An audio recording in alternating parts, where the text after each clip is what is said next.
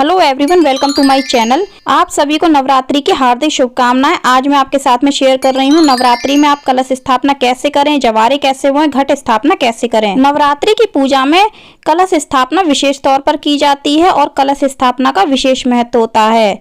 माना जाता है कि कलश में हमारे सभी देवी देवताओं का वास होता है, तो इसलिए कलश स्थापना आवश्यक मानी जाती है। यह कलश स्थापना आप उसी चौकी पर कर सकती हैं जिस पर आपने माता को विराजित किया है, लेकिन अगर वो चौकी छोटी है तो आप अलग से एक छोटा सा पाटा ले लें, उस पर लाल कपड़ा बिछाएं और उस पर अनाज से अष्टदल कमल बना लें। यह अनाज आप गेहूं ले सकते हैं, जौ ले सकते हैं या फिर अक्षत ले सकते हैं। अक्षत टूटे हुए नहीं होने चाहिए। आप अक्षत इस तरह से कलरफुल कर लें, उससे बना लें, नहीं तो आप सफ़ेद अक्षत से भी बना सकते हैं, लेकिन उसमें आप थोड़ी सी रोली या फिर कुमकुम मिला लें। उसके बाद यह अष्टदल कमल बनाएं। अगर अष्टदल कमल नहीं बना पाते हैं तो सिंपल चावल की ढेरी रख करके भी आप कलश की स्थापना कर सकते हैं। तो इस प्रकार से मैंने अष्टदल कमल बना लिया है। अब हमने मिट्टी का एक पात्र लिया है जिस पर हम रोली या फिर कुमकुम से स्वास्तिक बनाएंगे। आप ये स्वास्तिक इस पात्र पर 2 जगह बना सकते हैं, आगे और पीछे, नहीं तो आप एक जगह बना लें, काफी है। आप इस स्वास्तिक की जगह माता का नाम श्री भी लिख सकते हैं। फ्रेंड्स, नवरात्रि पूजा का वीडियो मेरे चैनल पर ऑलरेडी पड़ा हुआ है, वीडियो का लिंक आपको डिस्क्रिप्शन बॉक्स में मिल जाएगा।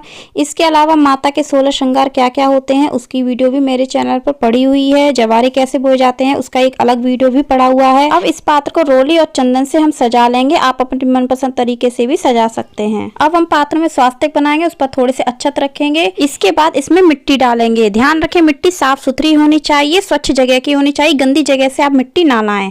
आप चाहें तो गमले की मिट्टी यूज कर लें, लेकिन साफ सुथरी हो। और जब भी आप इसे यूज करें पहले इसे गंगा जल का छींटा दे करके एक बार शुद्धिकरण कर लें। उसके बाद आप जवारे बोने के लिए इसे यूज करें और हमारे जवारे अच्छे से निकले उसके लिए आप इस मिट्टी को छान भी सकते हैं। सारे कंकड़ पत्थर निकाल करके आप इसको साफ भी कर सकते हैं। अब जवारे बोने के लिए मैंने यहाँ पर गेहूं और जौ लिए हैं।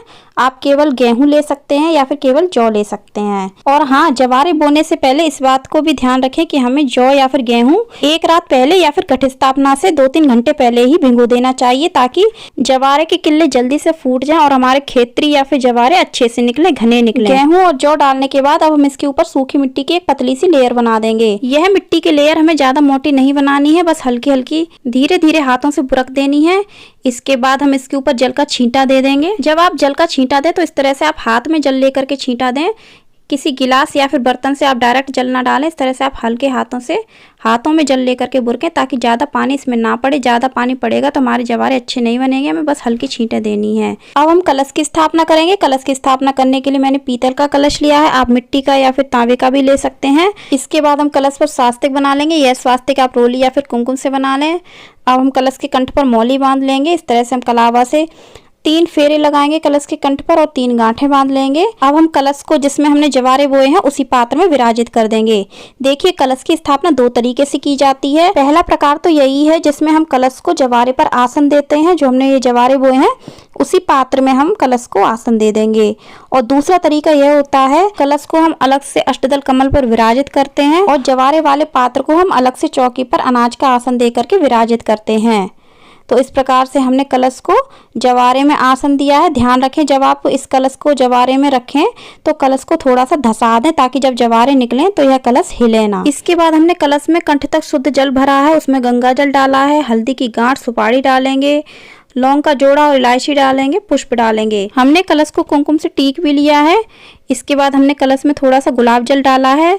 कलश के जल को सुगंधित करने के लिए आप इत्र का प्रयोग भी कर सकते हैं। अब हम कलश के मुख पर पंचपल्लव लगाएंगे, जिसमें आप आम के पत्ते या फिर अशोक के पत्ते का प्रयोग कर सकते हैं। और आप ये पत्ते 5 की संख्या में, 7 की संख्या में कलश के मुख पर लगा सकते हैं। इसके बाद हमने यहाँ पर जटा वाला नारियल लिया है, उस पर हम कुमकुम से स्वास्तिक बना लेंगे। अब नारियल को हम लाल चुनरी से या फिर लाल वस्त्र से लपेट देंगे।